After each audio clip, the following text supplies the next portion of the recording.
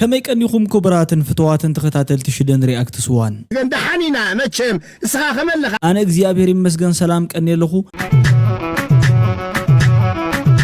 أرسطو قداي نايتم فيديوتات كنغركم مو زنقصل بيلنا خا ناب رياكشن كنسغرينام እሺ ايت ጌታቸው ረዳ ኣብ ለንደን ምስ አልጀዚራ ቴሌቪዥን ኣብ ዝገብሮ ጻንሒት ኩናት የለን መባሉ ንብዙሓት አገሪሙሎም አሉ ጦርነት አይፈጠርም ሁለቱም ሀገራት ጦርነት የሚያመጣው ጦስና መዘዝ በሚገባ ያውቃሉ ኢሳያስ ጸረ ፍጡርዩ ክብል ጀነራል ዮሐንስ ገብረ መስቀል ተዛሪቡ ካብ ሰሐል ጉድጓድ ኩዒትና አምጪና መናብርትና ዝገበርናዮ ጸረ ፍጡሪ ጽምዱ 22 በአወል ስዒድ እንታይ ሒዙ መጽዩ ክብል ብዙሕ ሰብ ይጽበያሎ ዘርእሰናይ ንአቦ ውፉይ ዝተዛረቦ ንብዙሓት አቆጥዒቦም ገረዝ ገሄር ነጋዳ ላይ አይኮነን ሒዙ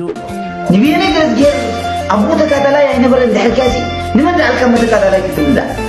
ንብዙሓት ጉድ ዘበለ ሚስጥር ሶሎ ሚዲያውን በተመሳሳለ ተቃሊዑ ሃይማኖት ደገለገለ ንሕና ሃይማኖትና ኤርትራ ጽምዶ ምስ ኢሳያስ ማለት ማንቲ ለምስገበል ድራር ክትበልዕ ቆጽሮ ሒዛ ክብል አሌክስ ዷል ገሊጹ It's like rabbits going to have dinner with a cobra. ቦና ክቡር ባህር በረከት መንግስት ካብ ዓለም ብሞት ተፈልዩ ንስኻትኩም ነስ ቻናል እዚ ሓደሽቲ እንተኾይንኩም ሳብስክራይብ ብምግባር ናብ ካልኦት ከተባጽሑ ይዕድመኩም ወል ነባራት እንድሕር ዳኾይንኩም ድማ ሃናጻይ ርእይትኩም ክትጽሕፉለይ ይምሕፀን ሽደነይ ጅግና ቀጽለሉ ዝበለን ሓደ ሓወይ ማለት እዩ ሽሙ ብዓረቢዩ ሽሙ ዓ ዝብል ግን ኣለዎ ኣብቲ መጀመርያ ማለት እዩ ደስ በሃሊ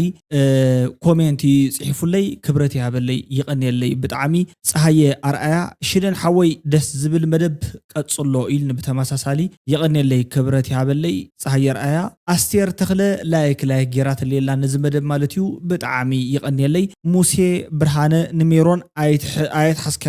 ሓስካዮን ኣለኻ ሜሮን ልቢ ይዕቢ አይፈልጥን ወድጋሽ ዝብሎ ዘሎ ሓቁ ሓፋር ግደፊ እኮ ተባሂሉ ዘይስንኻ ሕፃ ቆርጥሞል ይበሃል ኣብ ጀርመን ኮይኑ ክተት ስለ ዝበለን እቲ ሁሉ ዝብሎ እንደሚርካ ደማ አሜሪካ አበይ ዘሎ ልቡና ሜሮን እዩ ኢልን ማለት እዩ አይ ልብ ዕብዩ ዝበልኩ ነት ሕጂ ዝገብሮ ዘሎ ስራሕ ወይ ከዓ ነት ቀድም ሕጂ ዝገብሮ ዝነበረ አይኮነን ልብ ምዕባይ ማለት ሓደ ነገር እንድሕርዳ በአግባብ ሪኢኻ ኮይንካ እቶም ቶለሬት ክገብሩ ዘይክእሉ ሰባት ወይ ከዓ ቶለሬት ምግባር ኣዝዩ ዝኸብዶም ሰባት ቶሎ እዮም ኢሪቴትድ ወይ ከዓ ኢሪቴብል እዮም ማለት ቶሎ እዮም ናብ ቁጥዕ ዝኣትው ውፃእ ገሊኦም ዝብሉኻ ሜሮን ዋላ አንጻሩ ንዝዘረብ ሓሳብ ከተኣናግድ ጀሚሩ ኣሎ እዚ ድማ ኣብ ሓበሻ ብፍላይ ኣብናትና ማሕበረሰብ ኣዝዩ ዘይተለመደ ነገር እዩ ከምዚ ዝገብሩ ሰባት እንትመጹ እንተለው ድማ ኣዝና ኢና ክንሕጎስ ዝግባአና ክንቅበሎም ዝግባአና ኦፍ ኮርስ ሰብ ኮይኑ ጎደሎታት ዘይህልዎ የለን ማንም ሰብ ነናባዕሉ ዝኾነ ጉድለትን ስሕተትን ክህልዎ ግድን እዩ ቱ ኢር ኢዝ ሂውመን ክትጋገሲ ናይ ወዲ ሰብ ባህሪ እዩ ግን ዕንጨይቲ ኮይኑ ዘይጠይስ ሰብ ኮይኑ ዘይእብስ የለን ምሽ ጌጉኡ እንዳኣመነ ካብ ሰባት ከዓ ዘረብኦም እንዳሰምዐ ገለገሊኦም እኮ ኣለው ገና እንታይ ክብል ከም እንታይ ሰምዖ ሶይሎም ብሎክ ዝገብሩ ወይ ከዓ ዘየዛርቡ ማለት እዩ ስለዚ ሜሮን ካፍቶም ዘየዛርቡን ካፍቶም ጌጉኦም ዘየኣምኑን ሰባት ኣይኸውንን ዘሎ ንኻልኦት ሰባት አትሊስት ንኽዛረቡ ዕድል ይህቦም ኣሎ ወይ ከዓ ይፈቅደሎም ኣሎ ንምባል ደሊኤ ዝተዛረብክዎ ማለት እዩ ተራዳዲና ንኸውን ልእዝ ግምት ዌልካም ቱ ሽደን ሪአክትስ ዋን Welcome to Shidden Reacts 1. Laugh loud, live real. Shouldn't react as what? Real reactions from the bottom of my heart. Anyways, نامنا إلى معنتي ناي reaction فيديو مكو عبد الحان متصاخم. ሃይማኖት ደገለገለ ንሕና ሃይማኖትና ኤርትራ ሃይማኖትና ኤርትራ በደደለካ ሃይማኖት ደገለገለ ንሕና ሃይማኖትና ኤርትራ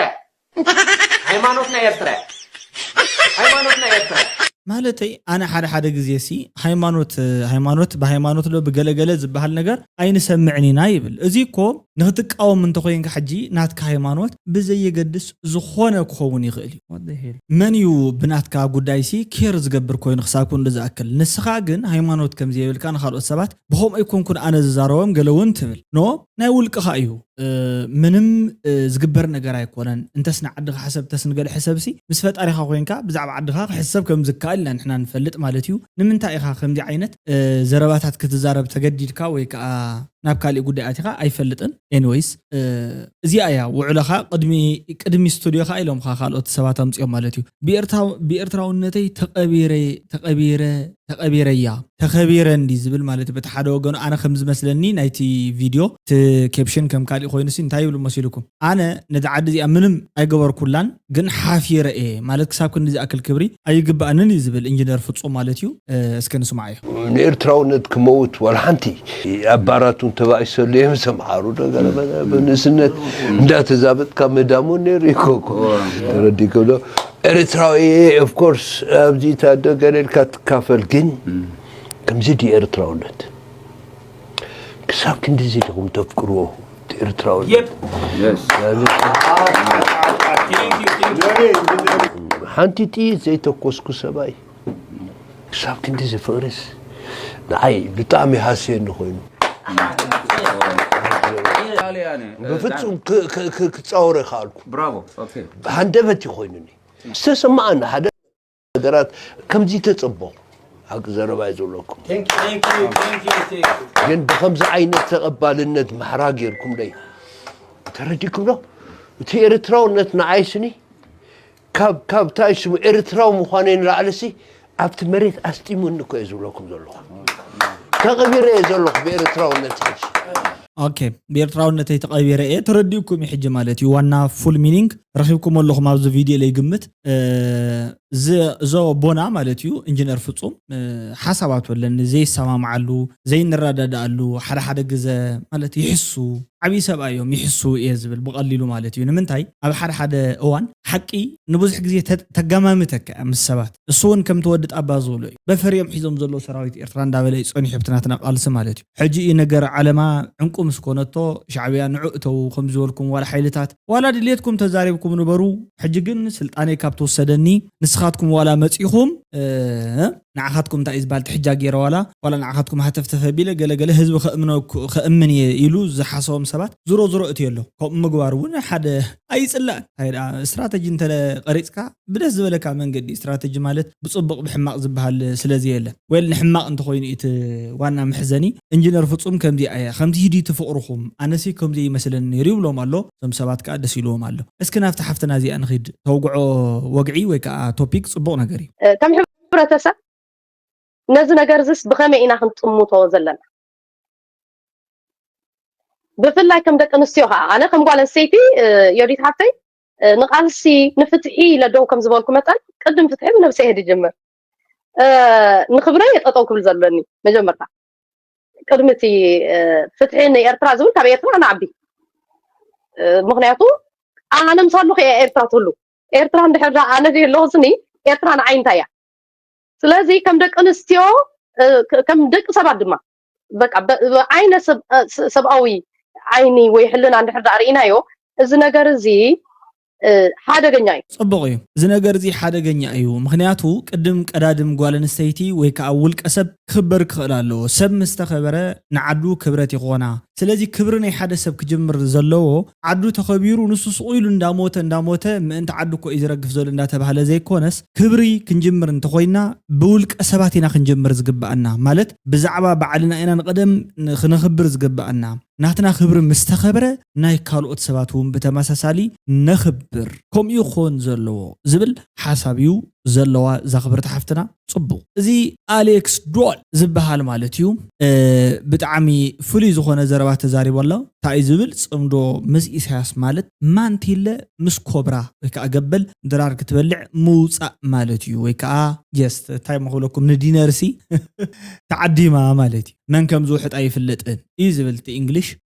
ዝገርም ዘረባ እዩ ዝገርም ኣርእስቲ ዝህብ እስከ ነስማዕ እዮም those who go to try and make a pact with Isaias Afwerki. It's like rabbits going to have dinner with a cobra.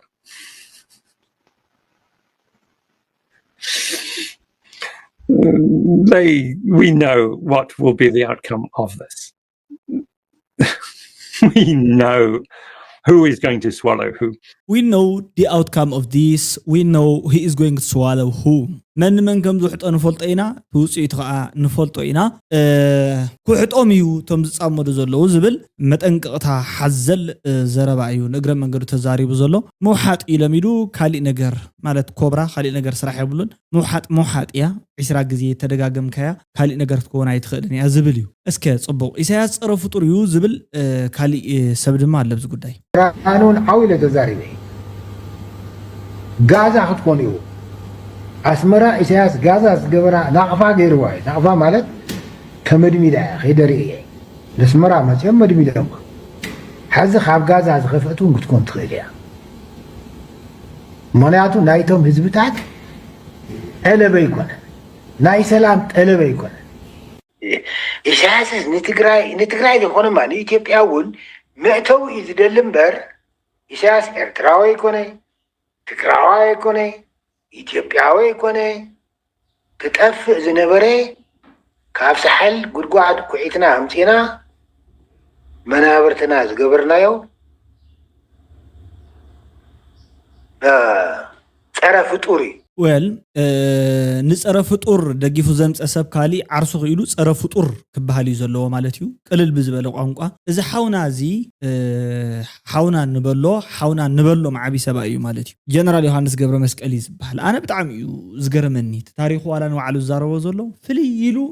በቃ የገረመካ እኔ ሓደ ሰብ ስቆይሉ ይወቀስ ምህላው ኢምበር ተማልት ታይ ገብር ነር ሕጂዚ መሲልኩም ምስኡ ተሰሊፉ ማለት ሰራዊት ሻዕቢያ እንደ ቤት ሓደ ገጻት ይነር ሐቅ እዚ ጋ በወገን ዓፋር ዲ በወገን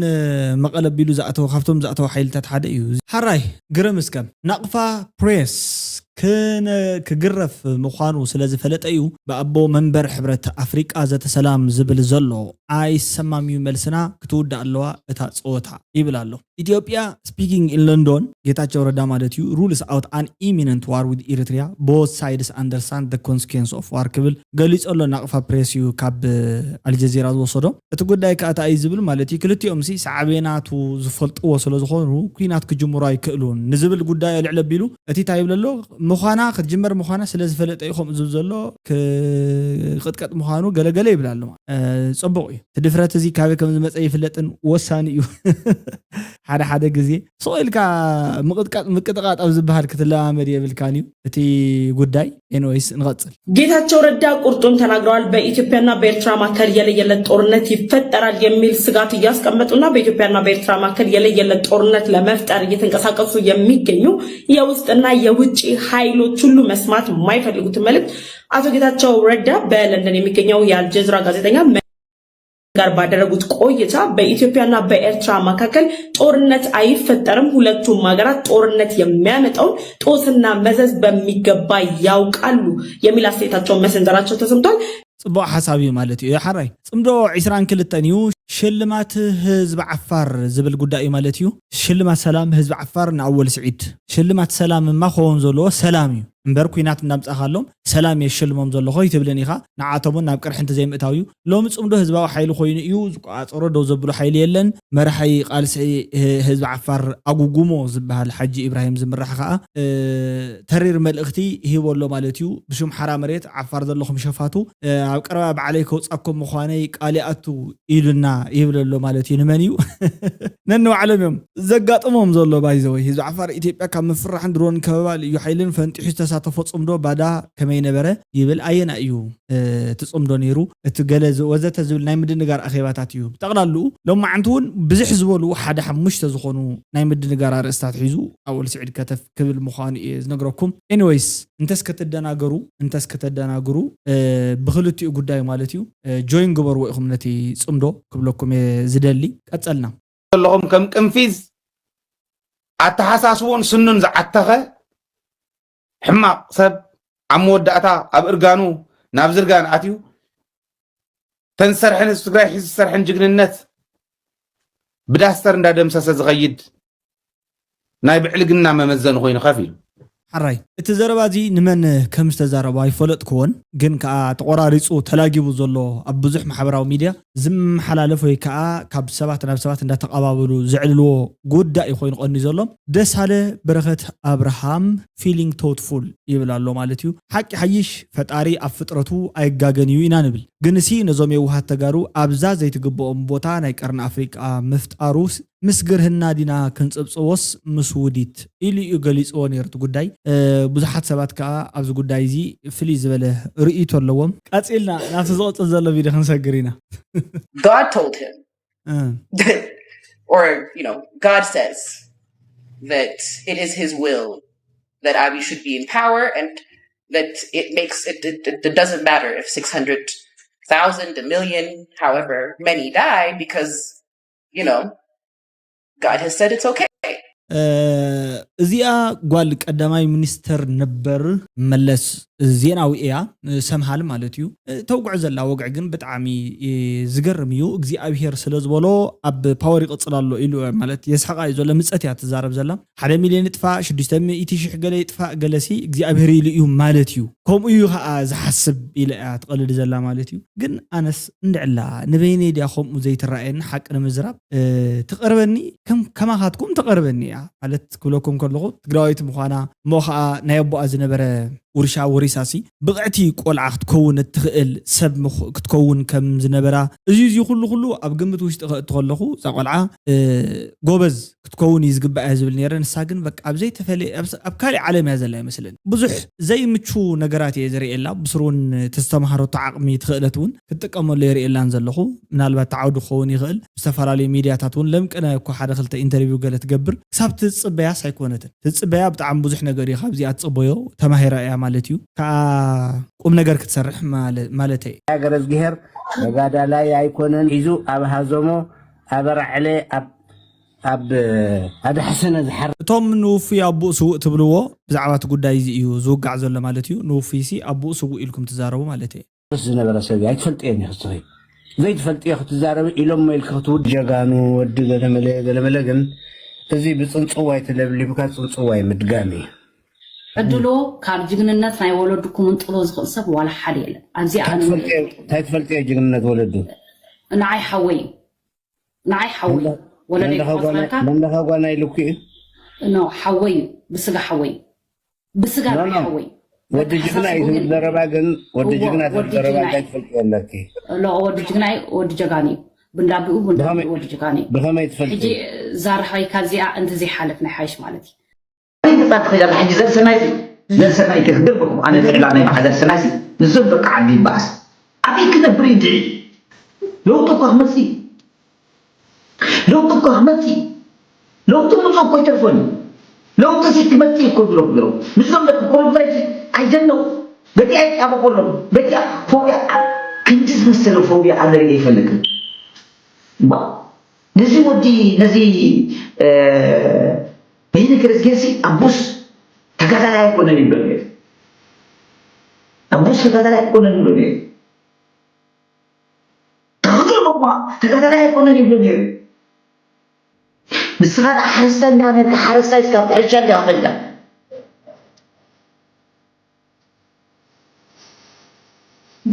نبيني كرزجر أبو تقدر لا يعني بلد الحكاسي لماذا ألقى ما تقدر لا يكتب ده ماذا أكون تقدر لا يكتب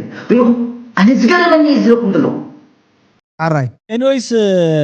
بابا فرقون حدا غزي حقي ملوق توليا اما اخلك ايزارب له مالتي نعلتو ناي توريست من هاريا خوينا الو عدو نسولو ميديا بهما اخم خوينا حانتي ببزحي بصحتي زبصحوا زلو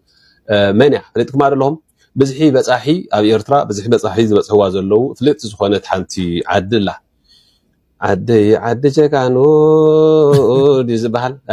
بقى فلطات بصحتي خمزات ريوا دلهم نعلته تبحل عدي بزحات بصحتي نتفتاوي خحرقو خبلو ام نعلته اندا تصقعو خسالهم زلو صبصاب كاوش تعد زمصنا حبريتا يحبر